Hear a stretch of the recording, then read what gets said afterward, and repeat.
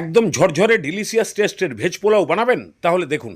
তাহলে প্রথমেই বাসমতি রাইসটাকে ভালো করে ধুয়ে নিয়ে ডুবন্ত জলে ভিজিয়ে রাখুন। এখানে 1 কিলো চালের পোলাও হচ্ছে, এই জন্য 100 গ্রাম ঘি।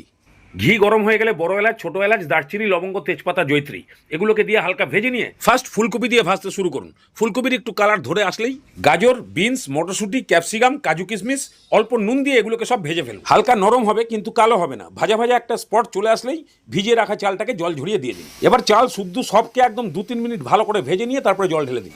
জলের লেভেলটা চালের লেভেল থেকে সামান্য একটু ওপর পর্যন্ত থাকবে, মানে চালটা খালি ডুববে। এবার এর মধ্যে এমন পরিমাণ নুন চিনি দিন যেন জলের টেস্ট নোনতা মিষ্টি হয়। এবার নাড়িয়ে চাড়িয়ে ঢাকনা দিয়ে দিন হাই ফ্লেমে। যেই ফুটতে শুরু করবে আরেকবার নাড়িয়ে চাড়িয়ে লো ফ্লেমে ঢাকনা দিয়ে রাখুন। বাস জল শুকিয়ে গেলেই ঝরঝরে পোলাও রেডি। এবার ধনিয়া চিকেন দিয়ে খেয়ে দেখুন।